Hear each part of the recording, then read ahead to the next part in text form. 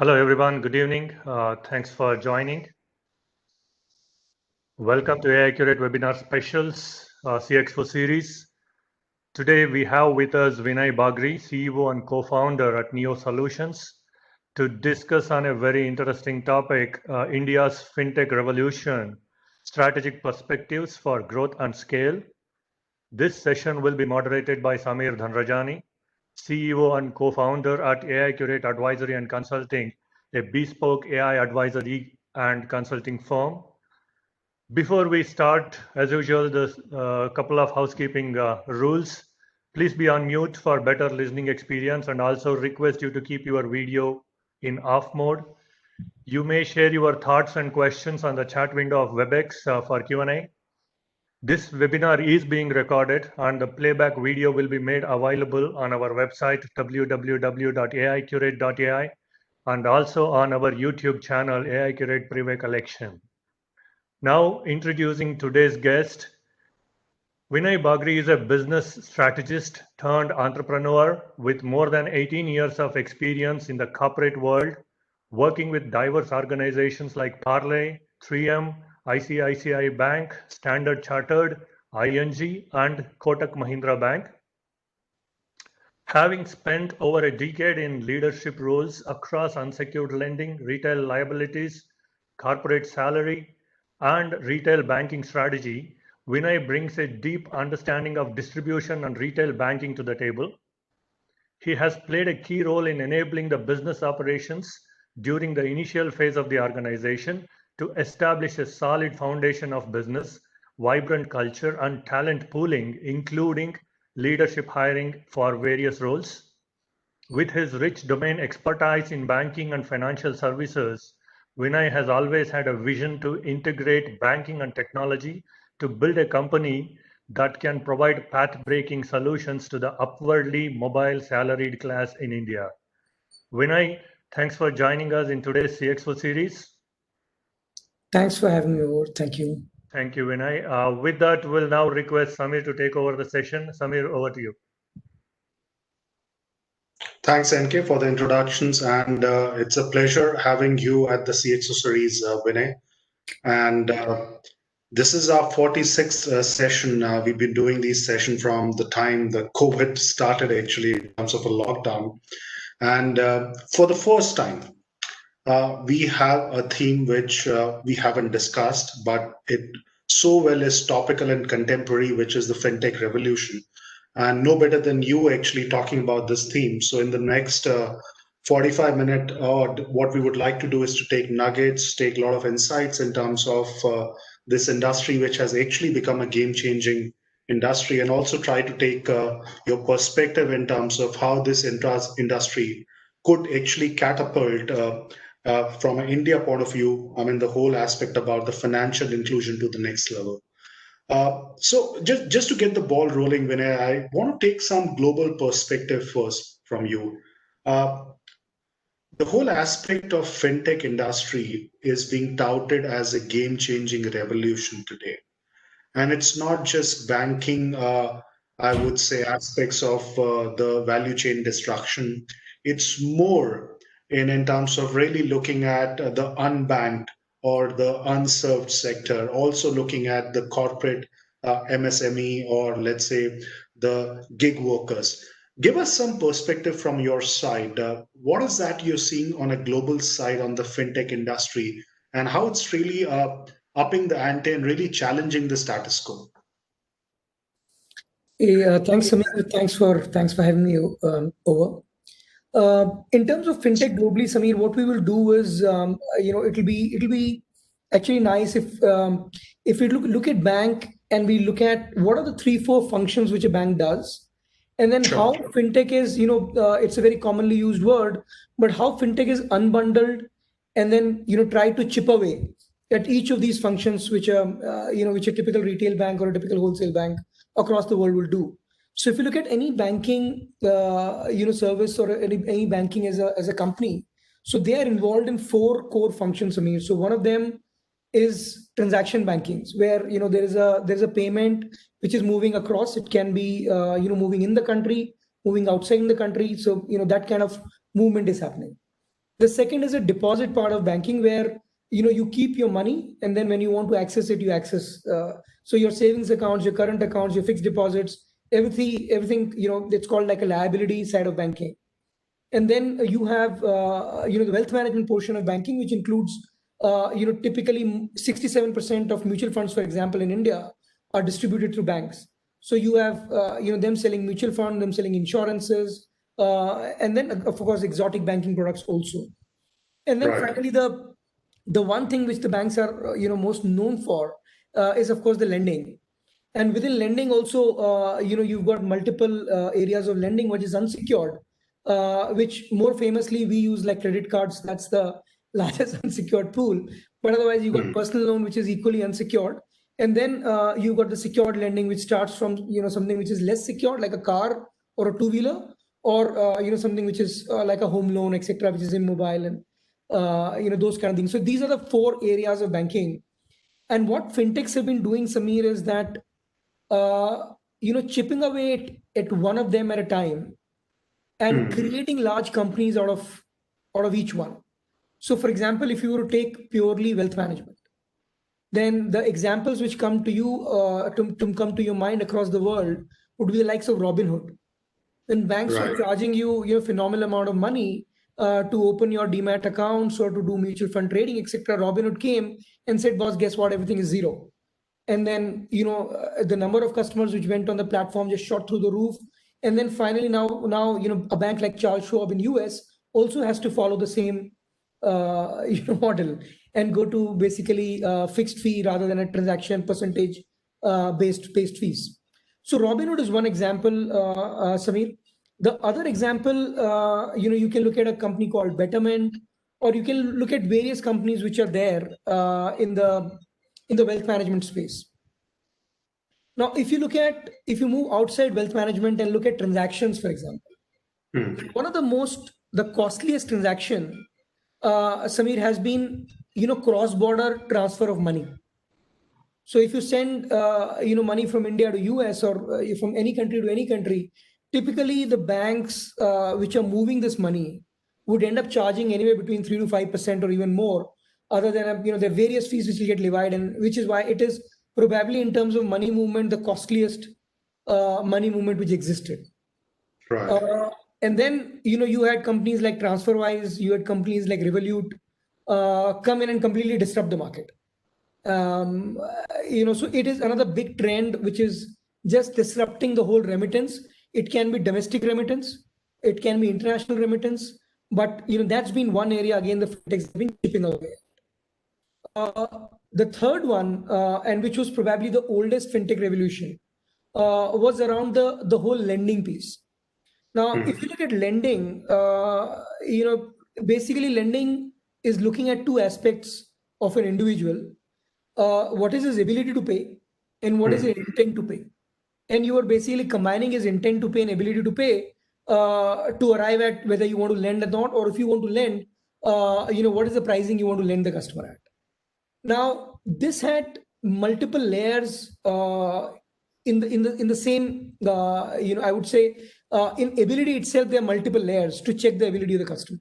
You would want to see how many loans he has taken. You want to see his salary. You want to see his stability. You want to see, what his household expenses like. And what banks used to do typically was, try and club large chunks of consumers into one big homogeneous group and price the product accordingly. So what would happen is that I may have a much better ability and a much better intent than, let's say, somebody else, because I'm clubbed in a single bucket. Right. So I get priced either high or low. And when you pull out the lower end, it's where it hurt the most, because on the lower end side, where you decided that these customers are not, I would say, the prime customers. I mean, which are the best customers. So the next segment you go to is like subprime.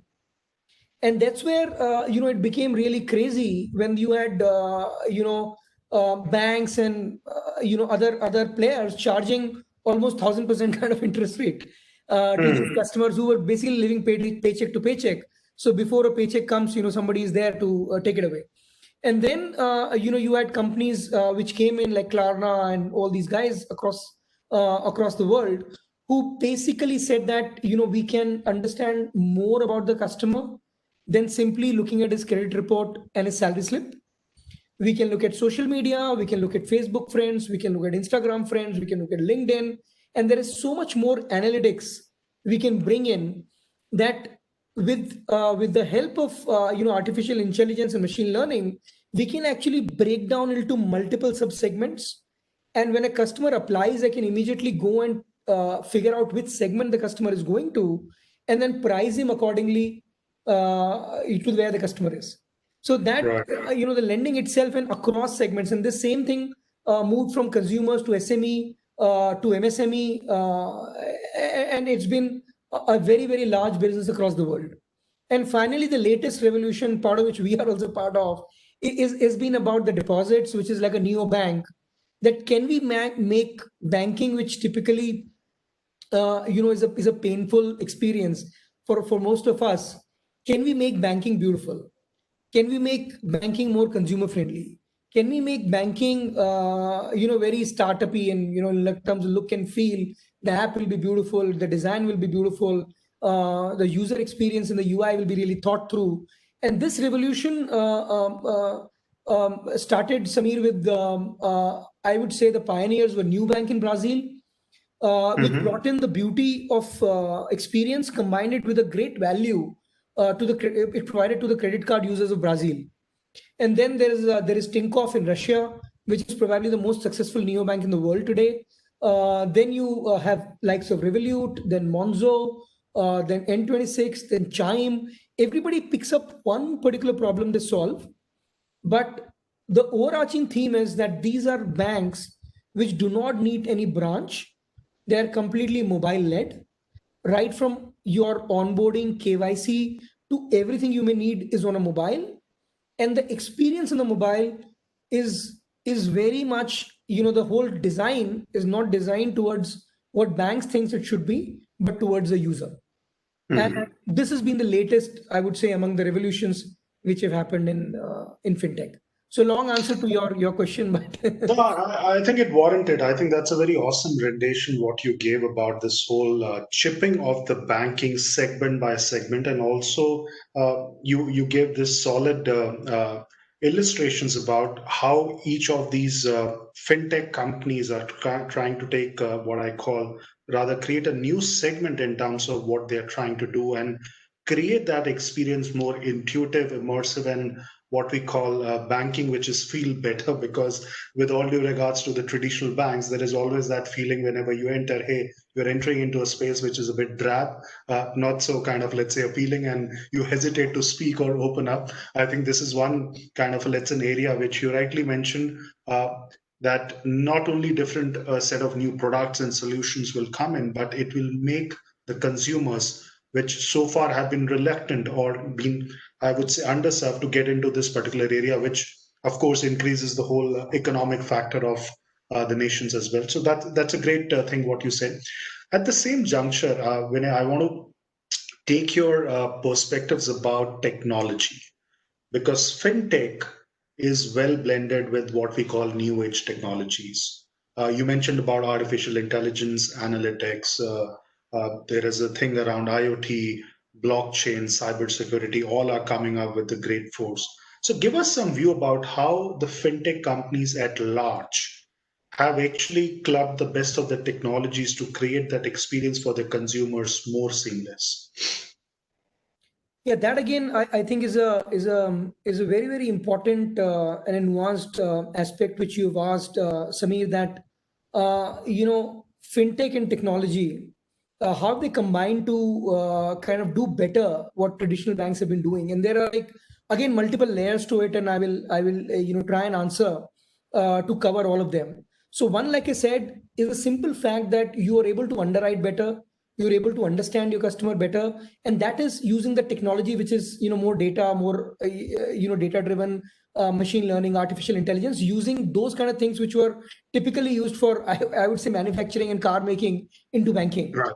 But the other very critical aspect, Samir, to touch in there, and which is why fintech is so important for this world, is the fact that technology with every passing year becomes cheaper. But if you are a traditional bank who's already, have got millions and millions of users who are locked together in a particular technology, which say is a 20-year-old or a 10-year-old or 30-year-old technology, it continues to carry that cost. And it is very difficult to completely exit yourself from that technology and adopt a new technology, like a core banking. If you look at core banking, most banks in the world are using core banking systems which were designed in 1900, I mean before 2000, right? So and core banking has become so much more evolved, so much more simple. Like for example, just the simple fact that you could lock your debit card or credit card when you don't want to use it is something very new. But as a technology, Samir, that existed for 15 years.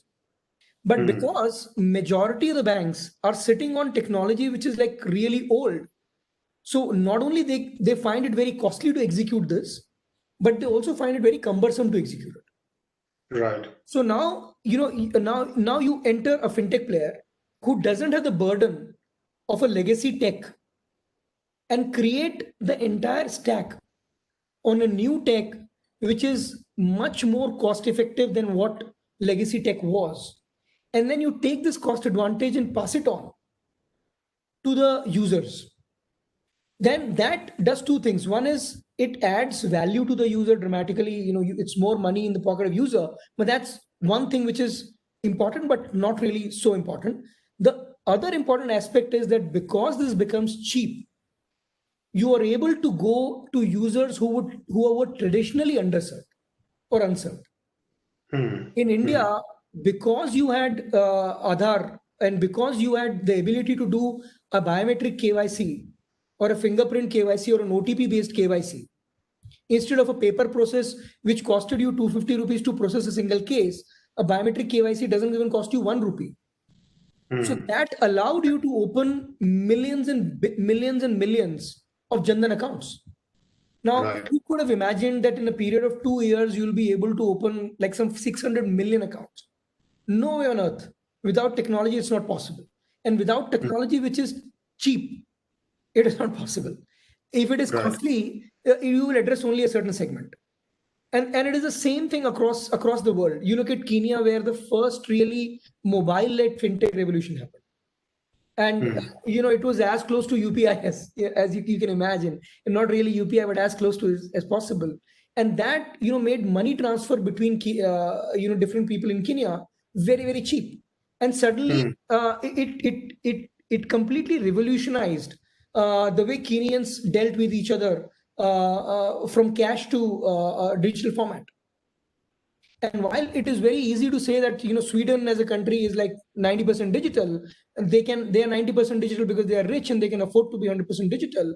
But for other countries to become and go to that digital, to become so digital or adopt the technology, you need to have startups, because banks will be very difficult. They're sitting on legacy systems. So you will need to have startups who come in and build a completely new tech stack or completely adapt a new tech stack and then take it to the next level. So I think the best example in this is, of course, continues to be India, because we've got Aadhaar stack, which is one. But if you look at UPI, now a system which was made by government, NPCI, government body made the system. But because they opened it up, you had players like Google Pay, Phone Pay really use it. And if you see the trend of how UPI is growing, practically it is the largest way in India today to exchange money, whether you are it's a P2P payment or P2M payment between merchant to merchant, person to person. It has completely revolutionized the way we exchange money today. And it was possible because it was built on new technology. It was built with thoughtfulness by NPCI, and then it was opened up to fintechs like PhonePe and Google Pay to really combine the technology with their expertise on acquisition of customer, on management of customer, on engagement of customer, on education of customer, for it to become where it is today. Yeah, no, so that's a very great point what you touched. In fact, I was coming to this segment about India, and good you mentioned about Kenya as an example, because countries like Kenya or China as they are told, or rather as we have heard, never actually saw that credit card revolution. They straight away jumped to the digital, mobile banking side. But to the extent when we talk about in our own backyard, India, now, as you rightly said, that okay, banks have legacy applications, technologies, and at some level, this watertight aspect of looking at only, let's say, one particular segment and clubbing everyone in one, I would say, silo brings a kind of a, let's say, level of challenge for the ones who are seeking out banking help. Give us a sense when we talk about India in terms of this fintech revolution, what kind of companies are actually getting into this space, more from a perspective of what you started with, which is chipping the whole value chain. And where do you think this is going actually? Because I think everyone has taken a cognizant of that, look, this is something revolutionary, but there is also what I say the next level, because today I think there is what I believe is scratching the surface. And what you really opened up in the first, I would say 20, 25 minutes is a great intrigue now about the fintech, which is what we want to hear from you, that coming in our own backyard in India, what is that you're seeing from a fintech revolution, and where does it take from here, and where does the whole possibility seemingly, move from here? Yeah, so India, of course, Samir, continues to be very, very exciting, especially for fintech. See, the good thing about fintech, Samir, and as an entrepreneur, why I think fintech is so much more exciting than some other spaces is that fintech can have multiple winners. So if you look at India today, we've got 80 banks and everybody's growing. If you look at banks which are valued more than $1 billion, which is a unicorn status, of course there are multiple banks which are more than $1 billion, but within banks there are verticals which are worth $1 billion. If you were to just unravel, and across the world it's the same thing, that there is no one winner. You can choose a segment, you can choose a niche, or you can compete in the market, and still there'll be enough for everybody because it's such a large space. Unlike some other things where place like social media, etc., where there are very few winners, maybe 2-3 winners at max. So that's why fintech is so exciting. But now within fintech, it is very interesting to look at. Like I spoke about the 4 verticals: transaction banking, deposits, lending, wealth. Actually, we can make it into a 3x4 grid where you look at basically wholesale banking, which is doing all this for really large companies, which is where I think there is a scope for fintech, but not such a large scope. Then the second one is your SME and MSME, that kind of segment, and again all these 4 things for them. And then of course the largest or the most visible one is for the retail consumers like us. Again, any of these 4 things. So it's a 12, 4x3 matrix in terms of what can be done. Now let us look at what is happening around us and what is really exciting in each of these spaces. So let us pick up. I think one of the easy things to pick up will be, let us look at what is happening around MSMEs. So something very, very simple as our neighborhood kirana store. Now, a neighborhood kirana store typically, had this way of dealing where the shop owner would give credit to the people who are known to the shop owner, and on a monthly basis somebody will pay him, and he will maintain a small book which we call khata book, and in that he would write his diary in terms of who has taken what and all that stuff, and he would do that. But because this was almost at an informal status, if this person wanted some lending or he wanted any real kind of a banking product, it was very difficult for a bank to really assess the person objectively and bring him into the mainstream banking. Now enter startups. So you got startups like Khata Book, you got startups like OK Credit, you got startups like BharatPe. They came in, and from a different angle, like Khata Book came in and said, "Boy, I'm going to digitize this whole thing." So guess what? You don't need to maintain any more paperwork. Everything is available on my app. You just enter and we'll do everything for you. And in the process, there is so much data generated about you that guess what? We can use this data to give you deals on banking.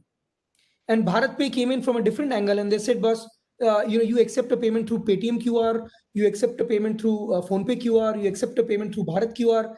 Guess what? I'll make a placard for you." Actually, the business model was very simple and very ingenious. That I'll make a single placard for you, which will have all the possible QR codes which are out there in the market. You scan whatever you like, and you can make a payment.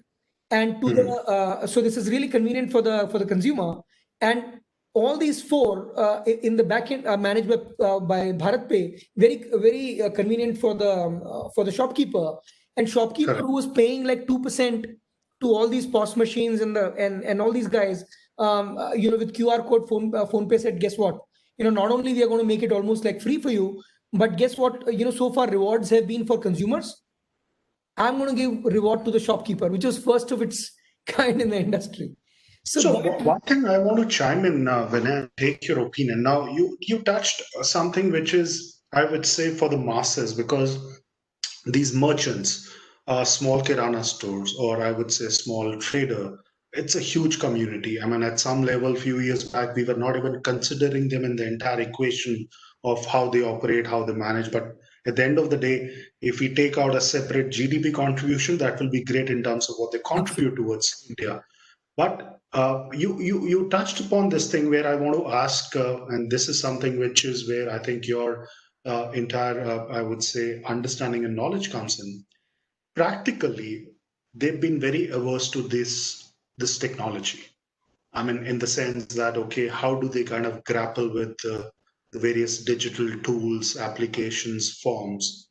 But suddenly, I think we see this scenario changing. I'm sure somewhere the fintech companies would have done something more lucid, more simple to make it much more meaningful. What happened over there? And I want to also take your inputs about this technology, which is simple, easy to use for the masses and solving large problems. So give us some perspectives over there about how that simplicity came in terms of mass adoption. Yeah, again, that's a very insightful question, Samir. And again, the answer there is that if you look at when they were dealing with any bank, it may be a large government bank or a large private sector bank, the bank was designing systems which were very inward design, not customer design, and which meant that you have got the tools which are either in Hindi or English, and let the customer understand it as much they can, or in systems which were not really. If it was iOS, it was not Android, or if it was Android, it was not dumbed down to a level which is a lower level phone, and it then enter a startup, which is saying that, most don't worry, I will use again voice tools, voice recognition, language tools to ensure that this information is really dumbed down to a thing where a shopkeeper's assistant can also understand it. And I will make it available not only in 10-20 languages which are there, like 90% of India can be covered in 10 or 11 languages. So I'll make it available in those 11 languages. And guess what? If you can't read, because as you know, a lot of people in India still find it difficult to read complex sentences. Very true. Very true. If you can't read, most of these apps which are available to this mass segment, Samir, are actually speech enabled. So actually, you tap a button and it'll tell you what the button is all about. You do it, and it'll run a small audio saying कि आपको ये ऐसे करना है, or this is how you need to do it in their own language, whichever language they choose. So this has really changed the game dramatically across segments, Samir. Not only for the merchants, but you just imagine the mass of Indian workers, like total number of people in India who are employed in one thing or other, around 400 million people. Out of the 400 million people, you have around 250 million people who are in agriculture. Now, there are tons and tons of startups in agriculture doing agriculture loan to how many crops you're doing, rotation of the crops, etc., which is now possible for them to reach out to these customers and get them financially included, because this customer who could not read and write can still access this particular app, input his data, and actually take loans, rural loans or personal loans, or loan for his tractor or whatever, or seeds, whatever, on these apps. So it is quite amazing as to how much democratization of credit such simple things which fintechs have done is brought in. Democratization of credit. Yeah, that's a very interesting piece what you mentioned. But at the same time, Vinay, and this is something a discussion on the fintech would not be complete if we don't talk about compliance, the regulatory mechanisms, and all, because I think at some level we also have a lot of baggage of these regulatory compliance and I would say a lot of these things around how it needs to be managed lawfully. Uh, in India specifically, would like to pick up your brains about what's happening on the regulatory front. I mean, you mentioned about Jandan, KYC, the whole UPI transactions and all. But from a compliance point of view, when these users who are not so tech savvy, not from, I would say, a particular strata, comes in on the platform of the fintech companies, uh, how is their interest getting protected? I mean, what are the chances of all these cybersecurity threats coming with the picture, and what regulations, compliance have come in place to ensure it's safeguarded? So from a compliance perspective, Samir, you look at two core bodies who come into compliance as far as fintech is concerned. So one is SEBI, and the second one is RBI. So anything to do with and of course IRD on insurance. So these three bodies. I would say that India has been really, really lucky to have regulatory bodies in financial services that have been very pragmatic uh, and very focused on consumers' interest, and Right. yet being pragmatic to experiment. And which is why India is able to see the kind of fintech revolution which is happening over the past 8-10 years. So if you look at our history of regulated scheduled banks or insurance companies or mutual funds, there are hardly any places where a consumer has been taken for a ride consistently and nothing has happened. In fact, probably in terms of regulations and the checks and the balances which have been put in the system, we are absolutely second to none. We saw it in 2008, we saw it in 2001 when the entire world was melting down. Our financial systems really held fort, and even in the current scenario, as there was a little hiccup in case of Yes Bank, it was practically resolved in 5 days flat. So Right. it is really phenomenal what the way the regulators have managed to keep consumers' interest there. But Yeah. even more exciting part, Samir, is that the regulation is evolving very, very rapidly to keep pace with the innovations that fintech are bringing in. So to give you like a very simple example, peer-to-peer lending in India was not regulated few years back, and the regulation came. Your digital lending, earlier had a different regulation. Then ENAC came in, and now you can do your entire process, including your standing instruction, everything digital. KYC, you had a challenge earlier where you had to be in person meeting. A bank person has to meet you, which really increased the cost of doing business, and which meant a large chunk of the population was not covered. Then come your KYC, OTP KYC. Reason OTP KYC came in is the reason why wallets became this big. Right. Because suddenly, there's no need. On mobile, you enter an OTP and done. You are able to, store 10,000 rupees or more in your wallet. So that changed. Now, if you look at mutual funds, that is even more interesting story. So if you want to open a mutual fund account, earlier there used to be somebody who would come into you, write to you, sign together, do it and all that. And now nothing is needed. There is a single repository. If you have done your mutual fund KYC once, Samir, you don't need to do it ever again in your life. And if you want to do it afresh, the entire thing can happen on a video. Then on a mutual fund, there's something more interesting which happened. That earlier all mutual funds meant a commission of 2% was going to the broker who's getting the mutual fund done for you. Now, which effectively meant that in a market where your FDs are 7-8%, you need to get 10-11% return on stocks for them to make sense for you, or debt for that to make sense for you, which is like really, really difficult. So we've also heard on the same context what you rightly said, that the government today is encouraging a lot of fintech companies to come in, and specifically from this privacy of data, which is always a Achilles heel. What they're trying to say, okay, let's create a sandbox environment where microservices, APIs can be put in by the fintech players. Once you have this testing environment kind of validated by the government authorities, then it gets opened up and you can take it to the masses. I mean, some of these things, and I'm sure you're privy to all many of these initiatives.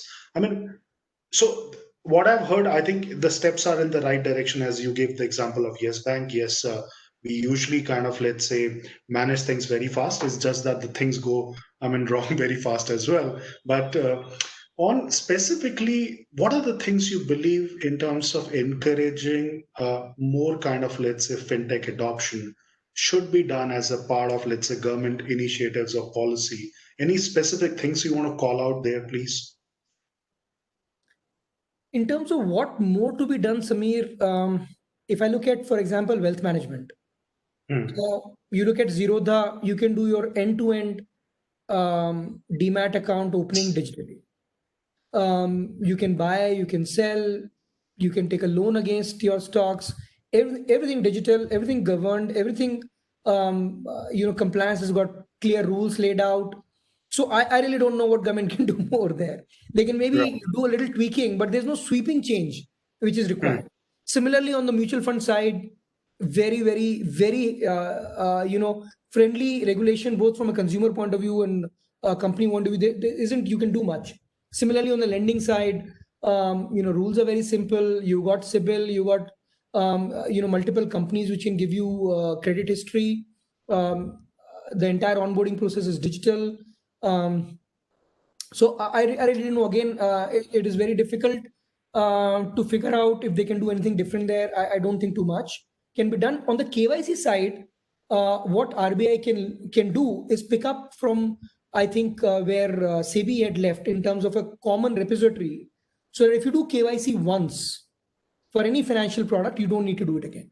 And that is also in works. There is Sarsai, which is there. So it is only a matter of time where it will become common practice.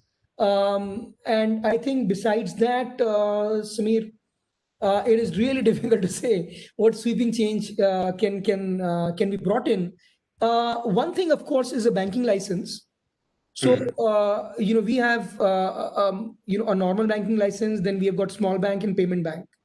There are 3 large licenses available globally. World is at least the rich world and some of the other countries have moved to a digital bank license.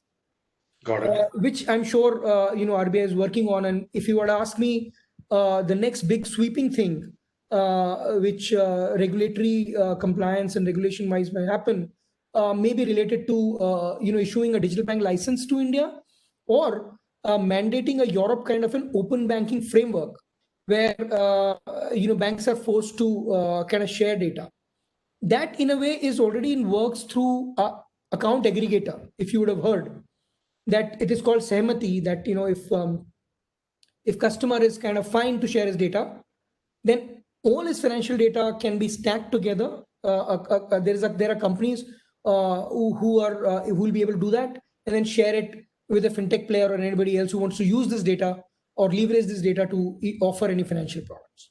So I think everything is getting done. The big thing everybody should be on a lookout for is whenever it comes is a digital banking licenses. Digital banking license, great. And this conversation would not be complete without getting into your entrepreneurial journey. I know you from last almost 13, 14 years now, and from the time you took over Neo, as in terms of the start, and I've been tracking you very closely in terms of what Neo Solution is doing.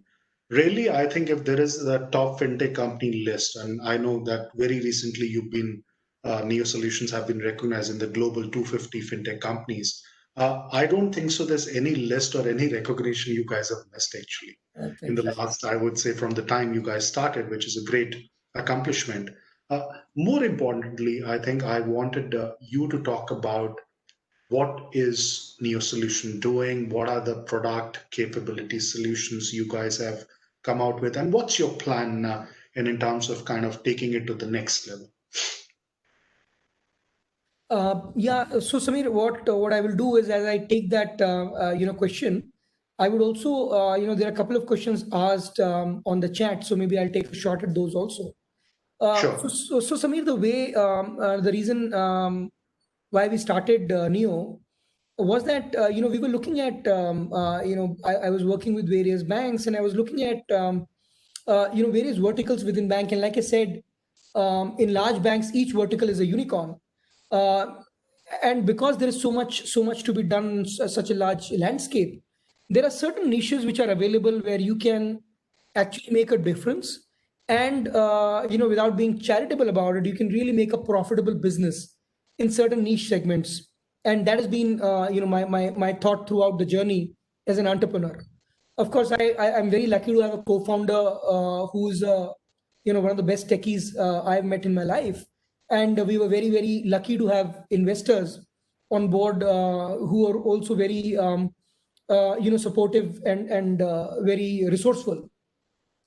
But to look at what we do, Samir, typically is we identify a segment that is very large. In India, it is not difficult to identify really large segments. And Right. then you look at those segments which are large, those segments which the banks have been not have the private, I'm going to say banks, mostly I'm talking about private banks, they've not been able to serve them profitably. And as a result, they're neglecting or not serving them at all. And then can we get into those segments and disrupt it and really dominate those segments has been kind of our theory of business. So when we started in 2016, we set up the company in 2015, but our first product really came out in 2016. And as luck would have it, demonetization happened, Samir. And one of the things of demonetization was, a rule was passed that if any salary need to be paid more than INR 10,000, which is more than $150, it need to be paid in a digital medium. So suddenly what happened is that you had like millions and millions of salaried users whose salaries was like $100, $200, $300, which was unprofitable to service and continues to be unprofitable for any private bank were suddenly available from a salary account perspective. And that's where, Samir, we stepped in, we created our own tech stack because we knew that this segment can only be won on the basis of being very, very strong cost leadership in the product that you offer, because they only have a limited ability to pay. So if you make a product costly, either you will not be able to serve them or you will serve them by making losses. Right. So we created the entire tech in stack, Samir, and we brought out a product using a lot of this simple things that we had a mobile app which was vernacular, we had a mobile app which was speech enabled, so even if somebody is illiterate, he could use it. And then we chose a segment which was blue collared, migratory, contract labor in India. So very, very niche, migratory and contract labor, right? Okay. Very, very niche, but a huge segment, like 75 million people. And what was your customer acquisition strategy, Vinay? Because I'm also looking at the question which has come in the context of Neo Solution Cast. So how did you went about doing this customer acquisition strategy? So again, looking from the cost perspective, Samir, we realized that if I try and reach these customers through Google and Facebook, I'm going to go bankrupt because this is the value is not there in the customer to take that kind of cost of acquisition. So the model here, Samir, was through their employers. So we sign up, SMEs, which are typically these contract labor contractors and small enterprises, which are 500,000 people. And then to these SMEs, we provide a free payroll software, some services, which they kind of oblige them to offer our salary account to their employees. So that is, in a very simple way, our acquisition model for the blue collared segment.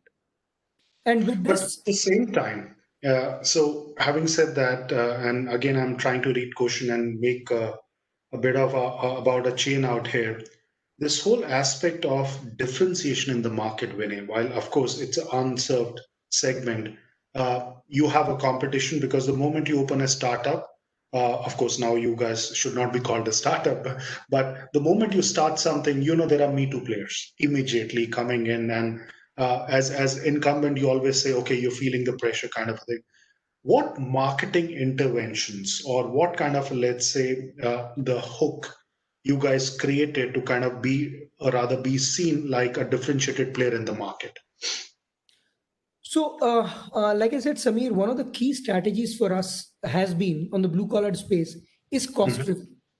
So, whenever somebody wants to do a Me Too kind of a product, typically what happens is that people try and take a shortcut in terms of what is the easiest way to launch a product. So you will try and buy a similar kind of product off shelf and just relabel it and try and do better marketing out of it. So Right. I'm sure that's a good strategy in some segments, but in segments where you dominate because you're able to control costs, you have to work like Reliance in terms of backward integration. So if you look at my product today, right from the card host to card printing, to my mobile app, to everything is built in-house. So I manage the entire stack end to end in-house, and which is why I'm able to produce it at a cost which allows me to market it profitability at a price which is very, very difficult for somebody else to match. And even if they're able to match it, it's not sustainable. So we had some competition pre-COVID, but as COVID came, if you don't have a really solid unit economics working for you, it is impossible to survive adversity. And as I go out to the market today, like last month we did our business, which was best ever since we started our company. And the reason was that there is no longer anybody else who's kind of there in the market to compete with us on the blue collar side. Or at the same time, Vinay, want to pick up your opinion around these Indian conglomerates. And don't want to specifically name, but I'm sure they're watching the action in terms of what's happening on the fintech space. But in the time to come, specifically in terms of consolidation or how this whole fintech industry will evolve in India, do you see these Indian conglomerates, large business houses jumping into this bandwagon and creating some consolidation, or it's still far away? No, they will and they should, Samir, because it is always good from a consumer point of view to have competition. If you have deep-pocketed competition, you can revolutionize the world, as you saw happening with Jio. Today we have the cheapest data in the world, and no one would have predicted COVID. But thanks to what Jio did, all of us here are using the benefit of the kind of connectivity we have today on mobile, on broadband, and which is why from a tech and product perspective, actually COVID has put India in a much better position among most countries in the world in being able to not only survive but actually thrive in business. So had it not been for Jio and the aggressive competition around pricing, I'm sure you would find it very difficult for somebody who's in a call center employee, getting 15,000 rupees salary, to be able to afford a dongle and connect and keep doing his work. So Right. I'm sure when such conglomerates or similar companies come into finance, it will only be richer. Of course, some of the competition which some of the fintechs may or may not benefit. For example, if you look at when UPI came in, it was a revolution. Google Pay came in big time, and anybody who was in wallet and they would have spent millions of dollars building a wallet practically is wiped out. Like I'm sure there are so many people on this call, so many people nobody uses wallet anymore. It's gone. So it's evolution. It will happen. But there will always be spaces, Samir, which are like I spoke about blue collar as one space, but I'll give you another example of a product which is for all of us, which is white collar. Now, when you travel abroad outside India, you either carry a forex card which just kills you not only in the customer experience, but also in the price they extract out of you. Or if you use Correct. your credit card and debit card, they'll just kill you in the margin, the forex differential. It's a rip-off. Yeah. It's absolute ripoff. And we launched a very simple product where we integrated, some a banking product with a facility which Visa provided, which was a real-time foreign exchange rate, and some ATM locators will tell you where to find a free ATM and save some $2-3 on that. And that product just took through the roof, went through the roof last year. And we in a period of 1 year, we were the fastest growing fintech in international spend space. But it is not that not that there are not large banks around. Everybody is there, but just to think of a small niche and create a value for a user, there is enough scope, and there will always be enough scope to create business. And in terms of marketing, Samir, once you create a product which is best in class in terms of value and experience, actually it's marketing in itself. Like 80% of our business is referral on that international travel product. You really can't do if you build great products. They automatically sell. Absolutely. No, I think very well said. One of the question I want to take, which is also coming, what's your perspective about this banking as a service, which is something, as you said, about the democratization of how banking will happen. What's your view about banking as a service and how this will actually be propelling in the time to come? That's a brilliant question. I think Vishal asked it. Yeah, Vishal, this is an outstanding question. And the answer to that, Samir, is that you can, if you look at a consumer journey, there is a backend which is enabling a front end, whether it is lending, whether it is wealth, or whatever it is. So in terms of banking as a service for lending, that revolution has already happened. So you've got so many apps, right from MoneyTap to Dhani and to XYZ, I can name hundreds of apps, where in the backend, the manufacturer of the loan is a bank, but the fintech has come as a layer on top of it and using bank as a service to provide it to a consumer. Right. So that is already happened. So that's a great example of partnership between a fintech, which has got this ability to market and which has got this great talent to build beautiful UI UX around it. But the same banking as a service for overall bank account is still to happen. So, the partnerships between bank and fintech is still a little bit where bank is saying, are you taking my customer? Whose customer really is? The trust is still missing. So we are, the first bank in India to launch a co-branded savings account with IDFC. And we hope this will become a trend and there'll be many more people who will come and many more banks who will open up. But in Indian context, banking as a service, non-lending is still something yet to happen, Samir. It is happening. It is happening rapidly. I would give it 2 years, maybe 2022. It will become very, very common. Today, it is extremely difficult for a trust reason between the partners to really make it happen. Wonderful.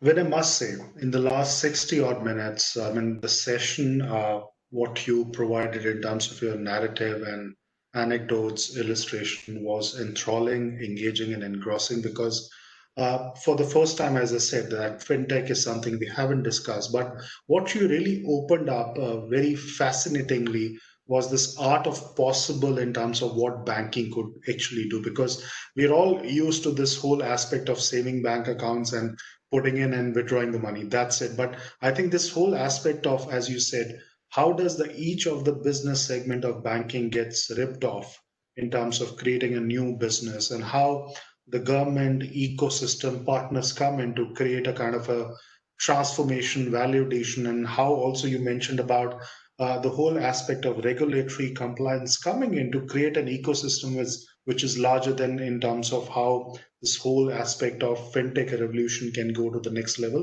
And I think the participants who've joined us globally can take is this is just the start. This is just the beginning. Absolutely. I think the Absolutely, bank Samir. is And yet I to would roll. just like to add Sure. that banking needs a lot of non-bankers. So if you look at some of the large, beautiful companies across the world who have transformed banking, at the helm is is a non-banker. So whether Right. it is whether it is Nubank or Tinkoff or N26, I had a chance to meet all of these founders. Most of them are non-bankers. And just to answer one last question which had come in, which is the mistake I made, which comes to my mind, is that I thought like a banker. So and I think what my advice to anybody looking at fintech is, don't think like a banker. Think like a non-banker.